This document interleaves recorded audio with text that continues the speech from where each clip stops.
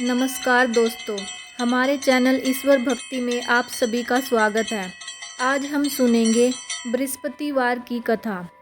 एक समय की बात है, भारतवर्ष में एक राजा राज्य करता था। वह बड़ा प्रतापी और दानी था। वह नित्य प्रतिदिन मंदिर में दर्शन करने जाता था। वह ब्राह्मण और गुरु की सेवा किया करता था। उसके दरवाजे से कोई भी निराश होकर नहीं लौटता था। वह प्रत्येक गुरुवार को व्रत रखता और पूजन करता था। हर एक दिन गरीबों की सहायता करता था। परंतु यह सब बातें उसकी रानी को अच्छी न लगती। वह न व्रत करती और न ही किसी को दान देती थी और राजा से भी ऐसा करने को मना किया करती थी। एक समय की बात है, राजा तो शिकार खेलने वन चले गए। घर पर रानी और दासी थी। उस समय गुरु बृहस्पति एक साधु का रूप धारण कर राजा के दरवाजे पर भिक्षा मांगने आए। भिक्षा मांगी तो रानी कहने लगी, हे साधु महाराज, मैं इस दान और पुण्य से तंग आ गई हूँ। इसके लिए तो मेरे पतिदेव ही बहुत हैं। आप इस प्रकार कृपा करें कि यह सब धन नष्ट हो जाए और मैं आराम से रह सकूं। साधु बोला, हे देवी, तुम तो बड़ी विचित्र हो। संतान और धन से तो कोई दुखी नहीं होता। पापी भी पुत्र और धन की इच्छा करता है। अगर आपके पास धन अधिक है तो भूखे मनुष्यों को भोजन कराओ, प्याऊ लगवाओ, ब्राह्मणों को दान दो, धर्मशाला बनाओ, तालाब, कुआं, बावड़ी, बाग बगीचों का निर्माण कराओ, निर्धन मनुष्यों की कुंवारी कन्याओं का विवाह कराओ और यज्ञ आदि कर्म करो। इस प्रकार के कर्मों से आपका कुल और आपका नाम परलोक में सार्थक होगा और स्वर्ग की प्राप्ति होगी।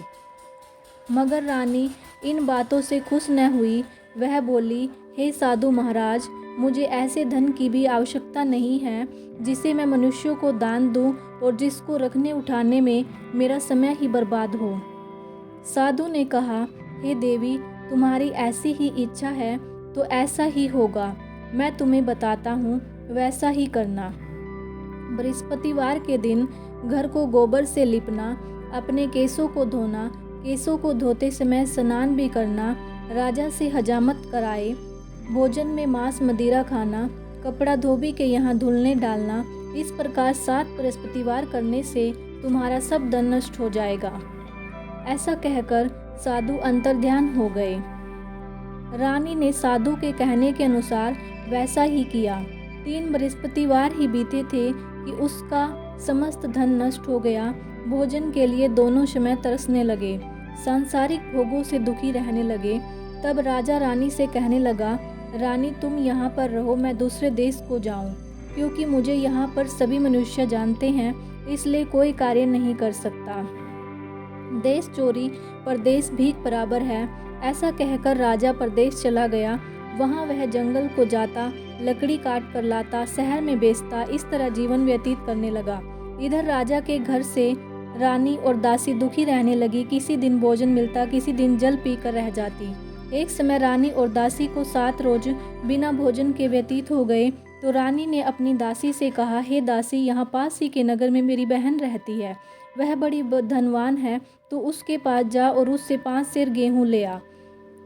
कुछ समय गुजर हो जाएगी। इस प्रकार रानी की आज्ञा मान दासी उसकी बहन के पास गई। रानी की बहन उस समय पूजा कर रही थी, क्योंकि उस रोज बृहस्पतिवार था। जब दासी ने रानी की बहन को देखा तो उससे बोली, हे रानी, तुम्हारी बहन ने मुझे भेजा है, मेरे लिए 5 सेर गेहूं दे दे। इस प्रकार दासी ने अनेक बार कहा, परंतु रानी ने उसे कोई उत्तर नहीं दिया, क्योंकि वह उस समय बृहस्पतिवार की कथा सुन रही थी। इस प्रकार जब बांदी को किसी प्रकार का उत्तर नहीं मिला तो वह बहुत दुखी हुई और क्रोध भी आया। लौटकर अपने गांव रानी के पास आकर बोली, हे रानी, तुम्हारी बहन तो बहुत अभिमानी है, वह छोटे मनुष्यों से बात ही नहीं करती, इसलिए मैंने उससे कहा तो उसने कोई उत्तर नहीं दिया। मैं वापस चली आई। रानी बोली, हे दासी, उसमें उसका कोई दोष नहीं है। जब बुरे दिन आते हैं तब कोई सहारा नहीं देता। अच्छे बुरे का पता आपत्ति में आकर लगता है। जो ईश्वर की इच्छा होगी वही होगा। यह सब हमारे भाग्य का दोष है। इधर उस रानी ने देखा कि मेरी बहन की दासी आई थी, परंतु मैं उससे नहीं बोली। उससे वह बहुत दुखी हुई होगी। यह सोच कथा को सुन विष्णु भगवान का पूजन समाप्त कर रानी बहन के घर चली गई और जाकर अपनी बहन से कहने लगी, हे बहन, मैं बृहस्पतिवार का व्रत कर रही थी। तुम्हारी दासी गई, परंतु जब तक कथा होती है तब तक ना उठते हैं और ना बोलते हैं, इसलिए मैं न बोली। कहो दासी क्यों गई थी? रानी बोली, बहन, हमारे घर अनाज नहीं था। वैसे तुमसे कोई बात छुपी नहीं है, इस कारण मैंने दासी को तुम्हारे पास 5 सेर गेहूं लेने के लिए भेजा था। रानी बोली, बहन देखो, बृहस्पति भगवान सब मनोकामना पूर्ण करते हैं। देखो शायद तुम्हारे घर में अनाज रखा हो। इस प्रकार जब रानी ने सुना तो घर के अंदर गई, वहां उसे गेहूं का घड़ा मिल गया। तब तो उस रानी और बांदी को बहुत खुशी हुई। दासी से कहने लगी, हे दासी, देखो वैसे हमको अन्न नहीं मिलता था, हम रोज ही व्रत करते हैं। अगर इनसे व्रत की विधि और कथा पूछ ली जाए तो हम भी किया करेंगे। तब उस रानी ने अपनी बहन से पूछा, हे बहन, बृहस्पतिवार के व्रत की कथा कैसे है? यह व्रत कैसे करना चाहिए? रानी की बहन ने कहा, गुरु के व्रत में चने की दाल मुनक्का से विष्णु भगवान का केले की जड़ में पूजन करें, दीपक जलावे, पीला भोजन करें, कहानी सुने। इस प्रकार गुरु भगवान प्रसन्न होते हैं, अन्न पुत्र धन देते हैं, मनोकामना पूर्ण करते हैं। इस प्रकार रानी और दासी दोनों ने निश्चय किया कि बृहस्पति भगवान का पूजन जरूर करेंगे। 7 रोज बाद जब बृहस्पतिवार आया तो उन्होंने व्रत रखा। गुड़साल में जाकर चना गुड़ बीन लाई और उसकी दाल से केले की जड़ का और विष्णु भगवान का पूजन किया। अब भोजन पीला कहाँ से आवे? बेचारी बड़ी दुखी हुई, परंतु उन्होंने व्रत किया था, इस कारण गुरु भगवान प्रसन्न थे। 2 थालों में सुंदर पीला भोजन लेकर आए और दासी को देकर बोले, यह तुम्हारे और रानी के लिए भोजन है, तुम दोनों करना। दासी भोजन पाकर बड़ी प्रसन्न हुई। रानी से बोली, रानी जी भोजन कर लो। रानी को इस विषय में कुछ पता नहीं था, इसलिए वह दासी से बोली, तू ही भोजन कर, क्योंकि तू ही हमारी व्यर्थ में हंसी उड़ाती है। दासी बोली, एक महात्मा भोजन दे गया है। रानी कहने लगी, वह भोजन तेरे लिए ही दे गया है, तू ही भोजन कर। दासी ने कहा, वह महात्मा हम दोनों के लिए 2 थालों में भोजन दे गया है, इसलिए हम और तुम दोनों साथ में भोजन करेंगी। इस प्रकार रानी और बांदी दोनों ने गुरु भगवान को नमस्कार कर भोजन आरंभ किया तथा अब वह प्रत्येक बृहस्पतिवार को गुरु भगवान का व्रत और विष्णु पूजन करने लगी। बृहस्पति भगवान की कृपा से रानी और दासी के पास धन हो गया। रानी फिर उसी प्रकार आलस्य करने लगी। दासी बोली, देखो रानी, तुम पहले इस प्रकार आलस्य करती थी, तुम्हें धन रखने में कष्ट होता था, इस कारण हमारा सभी धन नष्ट हो गया था। अब गुरु भगवान की कृपा से हमें धन मिला है, फिर तुम्हें आलस्य होता है। बड़ी मुसीबतों के बाद हमने यह धन पाया है, इसलिए दान पुण्य करना चाहिए। भूखे मनुष्यों को भोजन कराओ, प्याऊ लगाओ, ब्राह्मणों को दान दो, कुआं, तालाब, बावड़ी, बाग बगीचे का निर्माण कराओ, कुंवारी कन्याओं का विवाह कराओ, धन को शुभ कर्मों में खर्च करो, जिससे तुम्हारे कुल का यश बढ़े, स्वर्ग की प्राप्ति हो और पितृ प्रसन्न हो।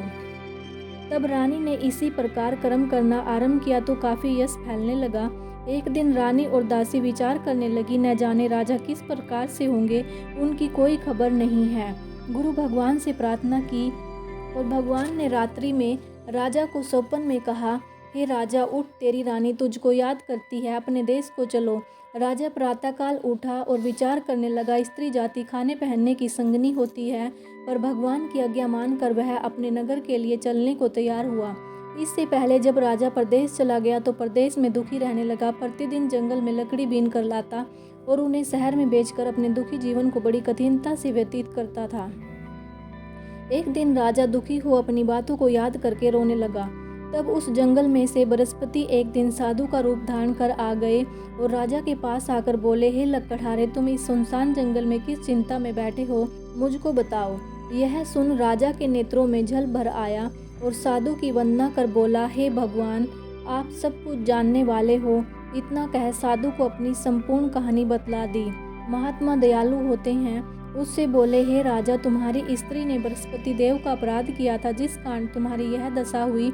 अब तुम किसी बात की चिंता मत करो, भगवान तुम्हें पहले से अधिक धनवान करेगा। देखो, तुम्हारी स्त्री ने भी गुरुवार का व्रत प्रारंभ कर दिया है। और तुम भी मेरा कहा मानकर बृहस्पति का व्रत करके चने की दाल गुड़ जल के लोटे में डालकर केले का पूजन करो, फिर कथा कहो और सुनो। भगवान तेरी सभी मनोकामनाओं को पूर्ण करेगा। साधु को प्रसन्न देख राजा बोला, हे प्रभु, मुझे लकड़ी बेचकर इतना पैसा नहीं मिलता जिससे भोजन करने के उपरांत कुछ बचा सकूं। मैंने रात्रि को अपनी रानी को व्याकुल देखा है, मेरे पास कुछ भी नहीं जिससे उसकी खबर मंगा सकूं। फिर कौन सी कहानी कहूँ, यह मुझको कुछ भी मालूम नहीं। साधु ने कहा, हे राजा, तुम किसी बात की चिंता मत करो। बृहस्पतिवार के दिन तुम रोजाना की तरह लकड़ियाँ लेकर शहर को जाओ। तुमको रोज से दुगना धन प्राप्त होगा, जिससे तुम भली भांति भोजन कर लोगे और बृहस्पतिवार की पूजा का सामान भी आ जाएगा। बृहस्पति की कहानी निम्न प्रकार से है। प्राचीन काल में एक ब्राह्मण था, वह बहुत निर्धन था। उसके कोई भी संतान नहीं थी। उसकी स्त्री मलिनता के साथ रहती थी। वह न स्नान करती और न ही किसी देवता का पूजन करती। प्रातःकाल उठते ही सर्वप्रथम भोजन करती, बाद में अन्य कार्य करती। इससे ब्राह्मण देवता बड़े दुखी थे। बेचारे बहुत कुछ कहते थे, किंतु उसका कोई परिणाम न निकला। भगवान की कृपा से ब्राह्मण की स्त्री के कन्या रूपी रतन पैदा हुआ। वह कन्या अपने पिता के घर में बड़ी होने लगी। वह बालिका स्नान करके विष्णु भगवान का जाप करने लगी। बृहस्पतिवार को व्रत करती, अपने पूजा पाठ को समाप्त करके स्कूल को जाती, अपनी मुट्ठी में जौ भर के ले जाती, पाठशाला के मार्ग में जौ डालती जाती। जब ये जौ सोने के हो जाते तो उन्हें बीनकर घर ले आती। एक दिन वह लड़की सूप में उन सोने के जौवों को फटक कर साफ कर रही थी। उसके पिता ने देख लिया और कहा, हे बेटी, सोने के जौवों को फटकने के लिए सोने का सूप होना चाहिए। दूसरे दिन गुरुवार था। इस कन्या ने व्रत रखा और बृहस्पतिवार से प्रार्थना करके कहा, हे प्रभु, यदि मैंने आपकी पूजा सच्चे मन से की है तो मेरे लिए सोने का सूप दे दो। बृहस्पति देव ने उसकी प्रार्थना स्वीकार कर ली। रोजाना की तरह वह कन्या जौ फैलाती हुई जाने लगी। जब लौटकर जौ बीन रही थी तो बृहस्पति देव की कृपा से सोने का सूप मिला। उसे वह घर ले गई और उससे जौ साफ करने लगी, परंतु उसकी माँ का वही ढंग था। एक दिन की बात है, वह कन्या सोने के सूप में जौ साफ कर रही थी। उस समय उस शहर का राजपुत्र वहां होकर निकला। इस कन्या के रूप और कार्य को देख मोहित हो गया। अपने घर आकर भोजन और जल त्याग कर उदास होकर लेट गया। राजा को इस बात का पता लगा तो उसने प्रधानमंत्रियों के साथ उसके पास जाकर बोला, हे बेटा, तुम्हें किस बात का कष्ट है? किसी ने अपमान किया है? कोई और कारण हो तो बताओ। राजकुमार ने अपने पिता की बातें सुनी और बोला, हे पिताजी, मुझे आपकी कृपा से किसी बात का दुख नहीं है। किसी ने मेरा अपमान नहीं किया, परंतु मैं उसी लड़की के साथ विवाह करूंगा जो सोने के सूप में जौ साफ कर रही थी। यह सुन राजा आश्चर्य में पड़ा और बोला, हे बेटा, इस तरह की कन्या का पता तुम ही लगाओ। मैं उसके साथ तेरा विवाह अवश्य ही करवा दूंगा। राजकुमार ने उस लड़की के घर का पता बतलाया। तब मंत्री उस लड़की के घर गए और ब्राह्मण देवता को सभी हाल बतलाया। ब्राह्मण देवता राजकुमार के साथ अपनी कन्या का विवाह करने के लिए तैयार हो गया और विधि विधान के अनुसार ब्राह्मण की कन्या का विवाह राजकुमार के साथ हो गया। कन्या के घर से जाते ही पहले की भांति उस ब्राह्मण देवता के घर में गरीबी का निवास हुआ। अब भोजन के लिए भी अन्न बड़ी मुश्किल से मिलता था। एक दिन दुखी होकर ब्राह्मण देवता अपनी पुत्री के पास गए। बेटी ने पिता की दुखी अवस्था को देखा और अपनी माँ का हाल पूछा। तब ब्राह्मण ने सभी हाल कहा। कन्या ने बहुत सा धन देकर अपने पिता को विदा किया। इस तरह कुछ समय व्यतीत हो गया। कुछ दिन बाद फिर वही हाल हो गया। ब्राह्मण फिर अपनी कन्या के यहाँ गया और सारा हाल कहा। तो लड़की ने कहा, हे पिताजी, आप माताजी को यहाँ लिवा लाओ, मैं उसे विधि बता दूंगी जिससे गरीबी दूर हो जाएगी। वह ब्राह्मण देवता अपनी स्त्री को साथ लेकर पहुँचा तो वह कन्या अपनी माँ को समझाने लगी, माँ, तुम प्रातःकाल उठकर स्नान आदि करके विष्णु भगवान का पूजन करो, गरीबी दूर हो जाएगी। परंतु उसकी माँ ने एक भी बात नहीं मानी। प्रातःकाल उठते ही अपनी पुत्री के बच्चों की झूठन को खा लिया। एक दिन उसकी पुत्री को बहुत गुस्सा आया और एक काल कोठरी से सामान निकाल दिया। अपनी माँ को उसमें बंद कर दिया। प्रातःकाल उसमें से निकाला और स्नान आदि करा के पाठ कराया तो उसकी माँ की बुद्धि ठीक हो गई और प्रत्येक बृहस्पतिवार को व्रत रखने लगी। इस व्रत के प्रभाव से उसकी माँ भी धनवान और पुत्रवती हो गई। बृहस्पति जी के प्रभाव से सौरभ को प्राप्त हुई, वह ब्राह्मण भी सुखपूर्वक इस लोक के सुख भोग कर सौरभ को प्राप्त हुए। इसी तरह कहानी का साधु देवता वहाँ से लोप हो गए। धीरे धीरे समय व्यतीत होने पर बृहस्पति का दिन आया। राजा जंगल से लकड़ी काटकर शहर में बेचने गया। उसे उस दिन और दिन से अधिक पैसा मिला। राजा ने चना गुड़ लाकर गुरुवार का व्रत किया। उस दिन से उसके सभी क्लेश दूर हुए। परंतु जब दोबारा गुरुवार आया तो वह व्रत करना भूल गया। इस कारण बृहस्पति भगवान नाराज हो गए। उस दिन उस नगर के राजा ने विशाल यज्ञ का आयोजन किया। शहर में यह घोषणा कर दी कि कोई भी मनुष्य अपने घर भोजन न बनावे, न आग जलावे। समस्त जनता मेरे यहाँ भोजन करने आवे। इस आज्ञा को जो न मानेगा उसको उसके लिए फांसी की सजा दी जाएगी। इस तरह की घोषणा संपूर्ण नगर में करवा दी गई। राजा की आज्ञा अनुसार शहर के सभी लोग भोजन करने आए, लेकिन लकड़हारा कुछ देर से पहुंचा, इसलिए राजा उसको अपने साथ घर लेकर भोजन कराने लगे। तभी रानी की दृष्टि उस खूंटी पर पड़ी जिस पर उसका हार लटका हुआ था। वह वहां दिखाई न दिया। रानी ने निश्चय किया कि मेरा हार इसी मनुष्य ने चुराया है।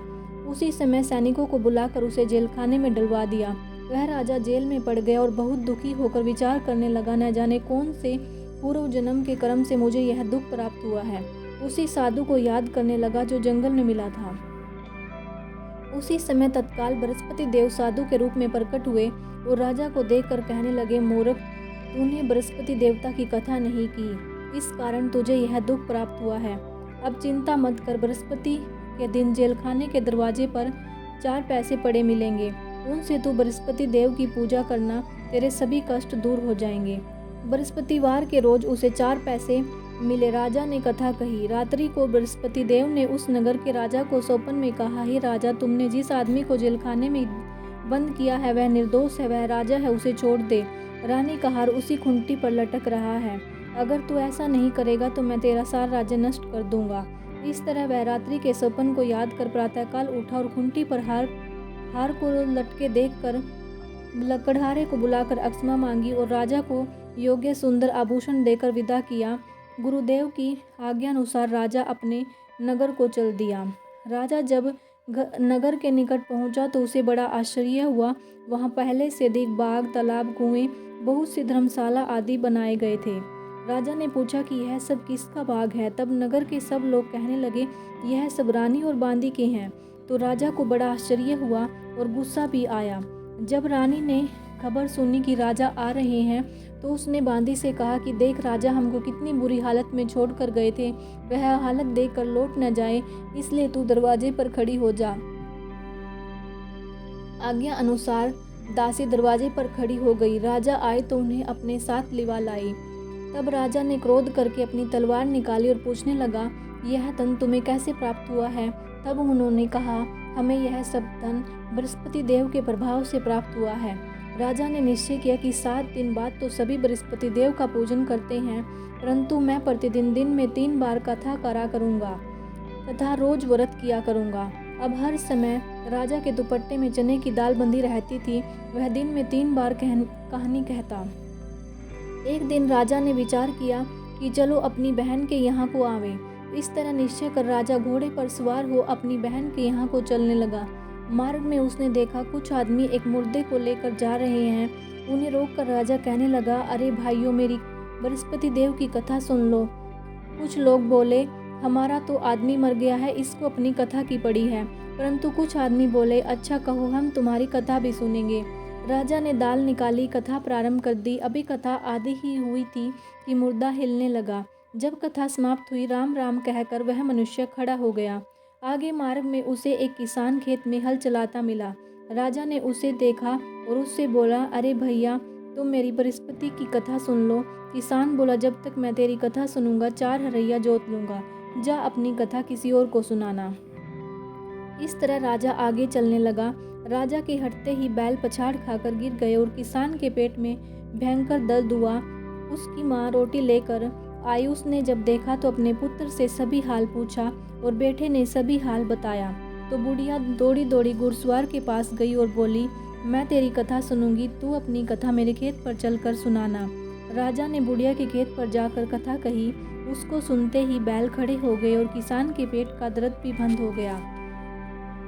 राजा अपनी बहन के घर पहुंच गया। बहन ने भाई की खूब मेहमानी की। दूसरे दिन प्रातःकाल राजा जागा तो वह देखने लगा कि सब लोग भोजन कर रहे हैं। राजा ने अपनी बहन से कहा, ऐसा कोई मनुष्य है जिसने भोजन न किया हो? मेरी बृहस्पति की कथा सुन ले। बहन बोली, हे भैया, यह ऐसा देश है, यहाँ पहले भोजन करते हैं, बाद में अन्य काम करते हैं। अगर कहो तो मैं पड़ोस में देख के बताती हूँ। वह ऐसा कहकर देखने चली गई, परंतु उसे कोई ऐसा व्यक्ति नहीं मिला जिसने भोजन न किया हो। अतः वह एक कुम्हार के घर गई जिसका लड़का बीमार था। उसे मालूम हुआ कि उसके वहाँ 3 रोज से किसी ने भोजन नहीं किया है। रानी ने अपने भाई की कथा सुनने के लिए कुम्हार से कहा। वह तैयार हो गया। राजा ने कुम्हार के घर जाकर बृहस्पतिवार की कथा कही, जिसको सुनकर उसका लड़का ठीक हो गया। अब तो राजा की प्रशंसा होने लगी। एक रोज राजा ने अपनी बहन से कहा, हे बहन, हम अपने घर को जाएंगे, तुम भी तैयार हो जाओ। बहन ने अपनी सास से कहा। सास ने कहा, हाँ चली जा, परंतु लड़कों को मत ले जाना, क्योंकि तेरे भाई की कोई औलाद नहीं है। बहन ने अपने भाई से कहा, हे भैया, मैं तो चलूंगी, पर बालक नहीं जाएगा। राजा बोला, जब बालक ही नहीं जाएगा तुम जाकर क्या करोगी? बड़े दुखी मन से राजा अपने नगर में लौट आया। राजा ने अपनी रानी से कहा, हम निर्वंशी राजा हैं, हमारे भाग्य में औलाद का मुंह देखना नहीं है। रानी बोली, हे प्रभु, बृहस्पति देव जी ने हमें सब कुछ दिया है, हमें औलाद भी अवश्य देंगे। उसी रात को बृहस्पति देव ने राजा से स्वप्न में कहा, हे राजा, उठ, सभी सोच को त्याग दे, तेरी रानी गर्भ से है। राजा को यह बात सुन बड़ी खुशी हुई। 9वें महीने उसके गर्भ से एक सुंदर पुत्र की प्राप्ति हुई। तब राजा बोला, हे रानी, स्त्री बिना भोजन के रह सकती है, बिना कहे नहीं रह सकती। जब मेरी बहन आवे तुम उसे कुछ मत कहना। रानी ने सुनकर हाँ कर दी। जब राजा की बहन ने यह शुभ समाचार सुना तो वह बहुत खुश हुई और बधाई लेकर अपने भाई के यहाँ आई। तभी रानी ने कहा, घोड़ा चढ़कर नहीं आई, गधा चढ़ी आई। राजा की बहन बोली, भाभी, इस प्रकार न कहती तो तुम्हें औलाद कैसे मिलती? बृहस्पति देव जी ऐसे ही हैं, जैसे जिसके मन में कामनाएं होती हैं सभी को पूर्ण करते हैं। जो सद्भावना पूर्वक बृहस्पति का व्रत करता है एवं कथा पढ़ता है, सुनता है और दूसरों को सुनाता है, बृहस्पति देव उसकी सभी मनोकामनाएं पूर्ण करते हैं। भगवान बृहस्पति उसकी सदैव रक्षा करते हैं। संसार में सद्भावना से भगवान जी का पूजन व्रत सच्चे हृदय से जो करते हैं, उनकी सभी मनोकामनाएं पूर्ण करते हैं। जैसी सच्ची भावना से राजा और रानी ने उनका गुणगान किया तो उनकी सभी इच्छाएं बृहस्पति देव जी ने पूर्ण की थी। इसलिए सबको कथा सुनने के बाद प्रसाद लेकर जाना चाहिए। हृदय से मनन करते हुए जयकारा बोलना चाहिए। बोलो बृहस्पति देव भगवान की जय, विष्णु भगवान की जय हो।